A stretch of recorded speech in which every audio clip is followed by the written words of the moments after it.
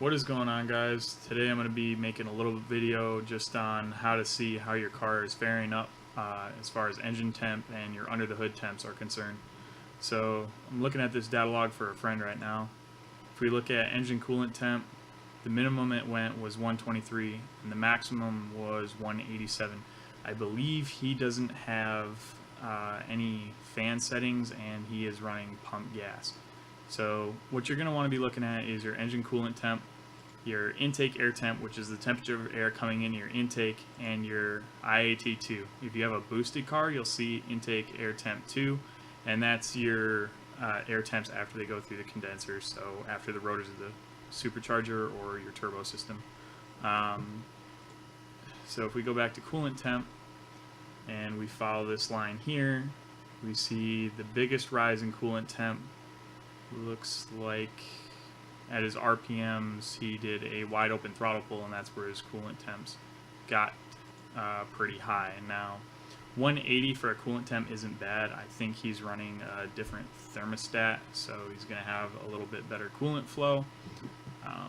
Now if you notice that your coolant temps are going up over the 200, 210, 220 range, then you're going to have to try to get your car a little colder. On 11 to 14 Coyotes, I'm not sure about other cars. Intake air temp, this is in Celsius. I'm not really going to do the math for that, but that doesn't look too bad. And IAT2, I believe he said he took this when it was in the 80s to 90s, so intake air 2 at 136 being the max. That's actually not that bad, and 84 at the minimum. So the IAT2, when you're driving around with your car and you're just cruising, your IAT2s should stay pretty low because you're constantly feeding air through the motor and it's constantly going to be getting fresh cold air. Now if you pull up to a stoplight and it's a 90-degree day, then obviously your IAT2s are going to start to rise because all the heat from the engine is going to be going into your intake, so you're going to be taking in a lot warmer air, so therefore your IAT2s are going to rise, and it may pull a little bit of timing away from you. So you're going to lose a little bit of power, but as soon as you start cruising, then your temps are going to go down again, and your coolant temps should also stay pretty low. But again, when you come up to a stoplight, your coolant temps are probably going to rise up a little bit. Now this is also going to be dependent on what fuel you're running. So if you're running pump gas, obviously you're going to see normal temperatures like we see here, but if you're running a colder burning fuel or E85, your temperatures might actually stay a little lower because you're going to be burning a colder fuel.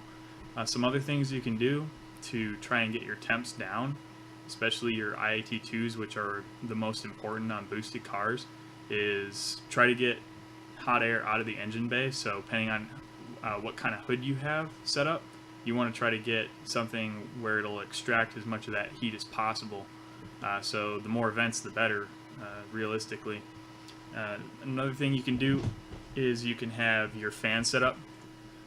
Ask your tuner to kick on your fans at an earlier temperature.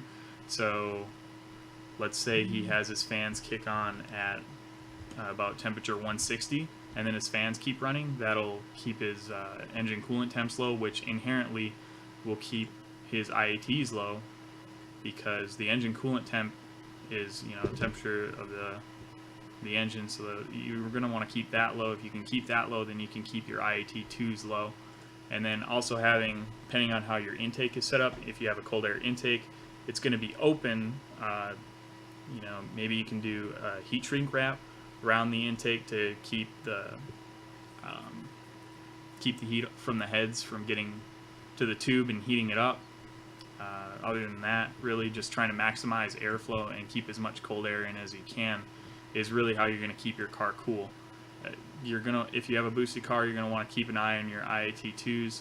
If you're running around on an 80 to 90 degree day, it's not uncommon to see your IAT2s in the 130 to 140 range. And if you start getting on it, as soon as you start getting up to the 160 and up range, you're going to want to let off of it a little bit, because you're going to be pulling a lot of timing at that point, and it's going to be a little bit more dangerous if you're running that much heat through. Just keep an eye on your IAT2s. Try to keep as much airflow as you can and get your setup correct, so that way you can run cooler temperatures, because inherently cooler temperatures are going to be more timing and you're going to have a happier motor. Hope this helps, guys. If you have any questions, just leave a comment below and I'll try to get back to you. Tell me what you guys want to see as far as learning how to read data logs, looking through some of this stuff. If you have any questions about how to put together a config log, how to save, how to send some of this stuff if you're using an SET X4, just let me know. Thanks for watching.